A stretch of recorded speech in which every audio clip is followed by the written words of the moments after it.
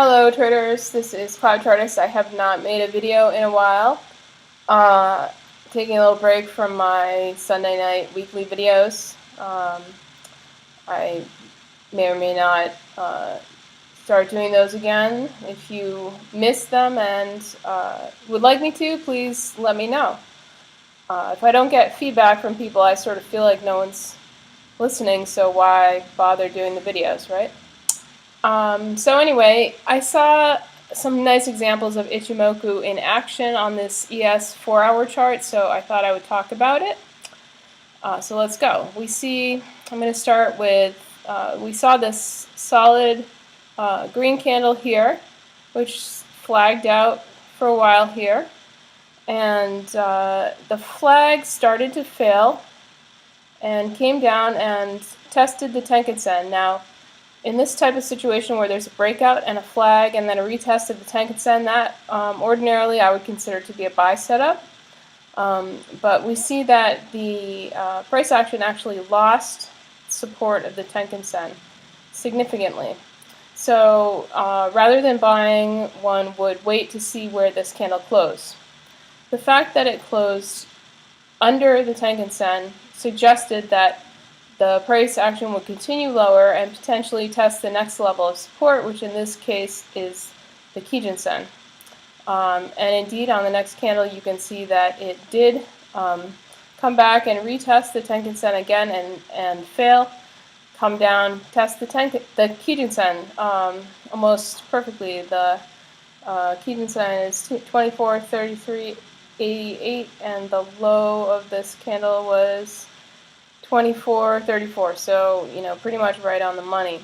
The fact that this candle did indeed actually close above the Kijun-sen and in fact leave a bottoming tail here suggests to me that there would be a potential for a bounce to the upside.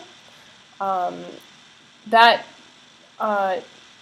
didn't happen. And in fact, we put in a doji type spinning top candle here.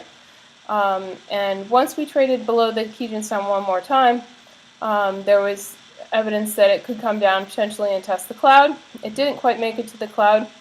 And then, so on a closing basis, which is really what we're paying attention to, is where the candles close. It closed again above the Kijun-sen. So that suggests that the Kijun-sen is indeed holding as good support. You see that we put in another inside candle, meaning the entire candle was inside the entire candle of the last candle. The body was quite small, noting indecision, potentially trend change to the upside. But we knew that there was cloud support down below. And then again, this candle once again closed above the Kijun-sen, just barely, pretty much right on the Kijun-sen, 24.34. So the next candle started out above the Kijun-sen and then sold down, tested and failed the top of the cloud temporarily, came down and traded inside the cloud, didn't make it all the way to the bottom, caught a bounce, and then closed above the cloud, proving that the cloud was indeed support, but unable to hold that prior support of the Kijun-sen level at around 24.34. The next candle came down and once again tested inside the cloud, but put in a lower high than the prior candle, and indeed caught a nice bounce and closed above the Kijun-sen.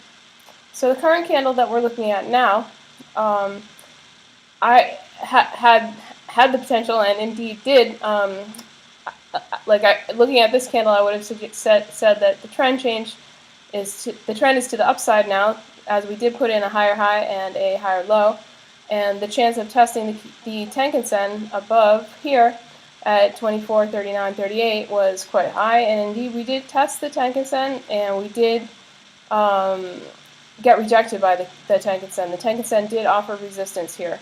Tenkan-sen is pointing downwards slightly, which is not particularly bullish, but price action overall is above the cloud, so price action in general is still bullish. So It will be interesting to see where this current candle closes. It's looking like it's a long-legged doji right now, and it wants to continue the trend to the upside. So we'll probably expect that it will hold the support of the Kijun-sen at 24.34. If it does not, I would expect that the possibility of another test of the cloud to the downside here.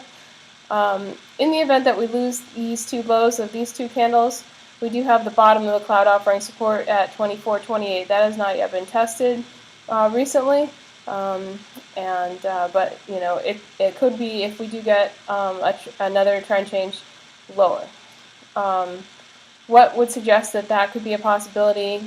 This thinner cloud here, which becomes thinner for the rest of the day into the close, and then overnight into the beginning of Friday morning. I'm sorry.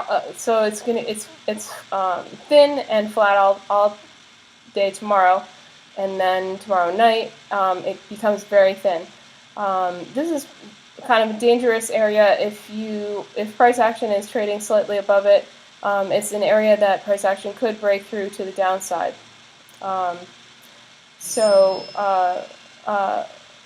Then on Friday, around midday, we see the cloud thickening again and rising and becoming quite thick into the beginning of next week.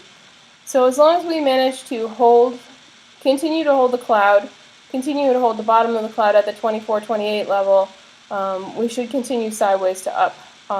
That's what this chart is suggesting to me. Keep an eye on that resistance at 24.39.38 at the Tenkan-sen. If we do continue to trade above the Kijun-sen, there's a likelihood that there's a potential that we could trade back over the Tenkan-sen, and the Tenkan-sen will flatten out and perhaps even point upwards. Alright, thanks for watching my brief video on the ES 4-hour chart Ichimoku. Have a great day.